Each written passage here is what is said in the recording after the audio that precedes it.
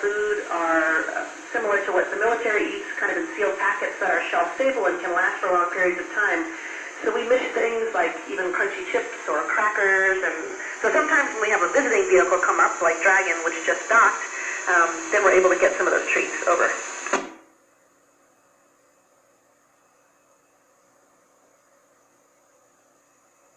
Absolutely. I was watching shuttle launches as a child, when I was really about 7 or 8 years old, and kind of made the decision then. I didn't know what path I would take to get there, but it eventually all worked out. Over.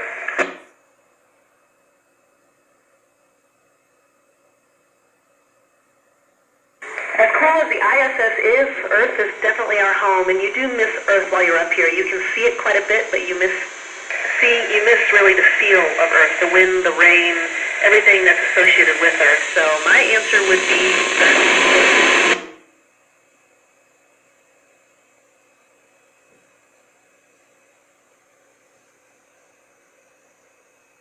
So we've actually grown a lot of plants up here so far.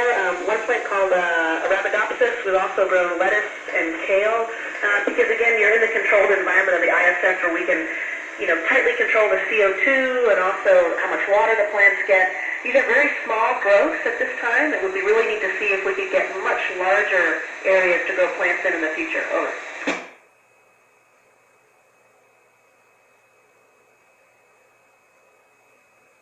So Alfie, that is something called surface tension, and that's what happens up here. All liquid does that, so you don't really pour anything up here. It just forms a big blob. I could drink water out of my hand because it will just stick to my hand like that. Interestingly, that also happens if you get a small cut on your finger. The blood just forms a small blob on your finger and doesn't really drain anywhere. So it's very interesting to watch how fluids act up here in microgravity. Over.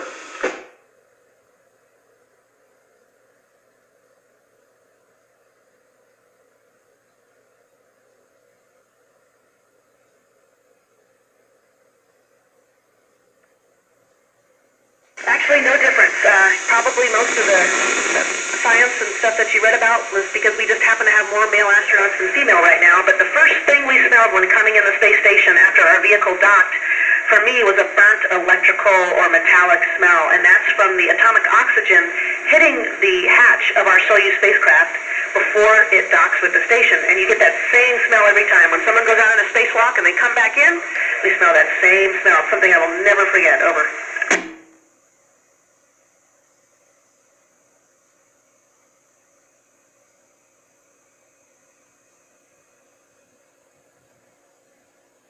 I think we're going to have large habitats where we're able to plant, almost like greenhouses, where we're able to dedicate that space to just growing plants and vegetables and trees and flowers. The Martian atmosphere and certainly the soil is not very habitable. Could we adapt that soil by adding nutrients? Possibly, and that's some of the stuff we're studying up here in the space station right now. Over.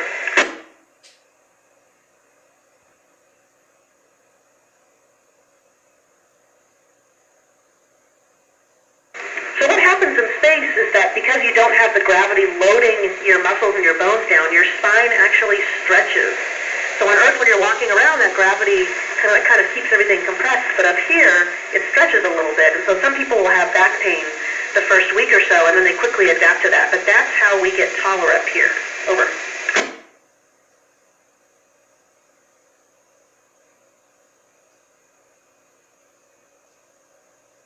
Yes, it is. It is very bright up here, especially if you're looking outside the cupola as the sun comes over the Earth. It's one of the most beautiful things you will ever see. But you almost can't stay in the cupola without sunglasses on because you feel the warmth of the sun and certainly the brightness. Over.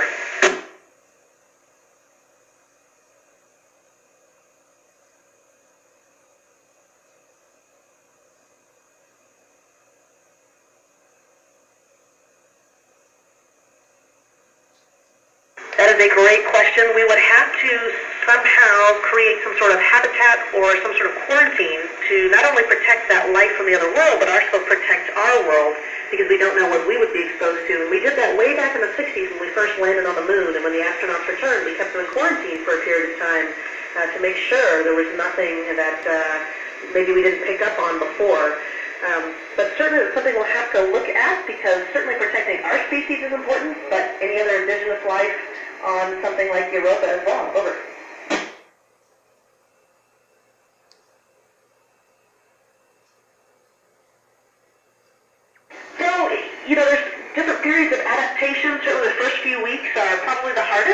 you're not used to everything and everything seems new. But by month 2, I'd say you're pretty well deep adapted, and certainly things start to feel pretty darn normal by month 3. And we've been up here for a little over 6 months now. Over.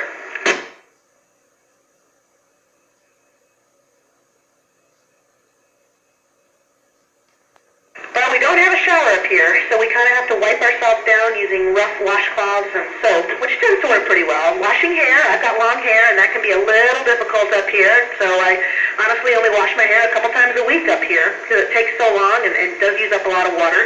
But we all brush our teeth every morning, wash our faces, and it's actually a very short hygiene routine, because without the shower, there's not a whole lot you can do. Over.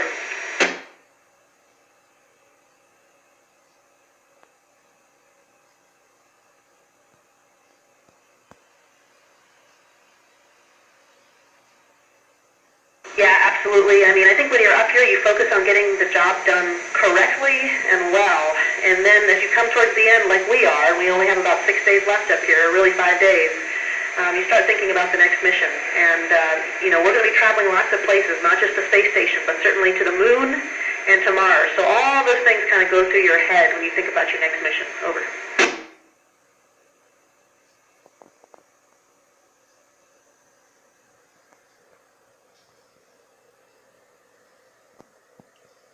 Really, you just feel like you're floating in the emptiness of space. It's very different from moving on the ground. Your legs and feet want to move the same as they do on Earth, but you don't have to. And so just by a slight push off here or there on a wall, you can get where you need to go. Over.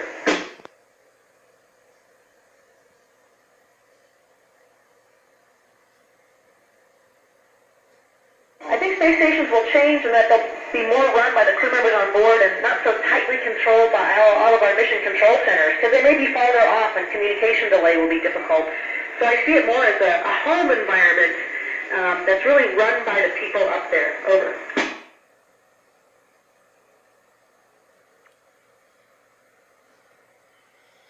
That's an easy question, and that is float everywhere I go. That's the best part. Over.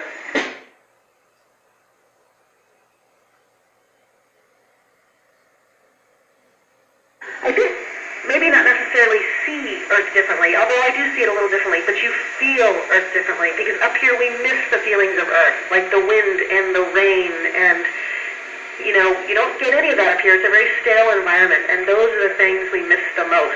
Over.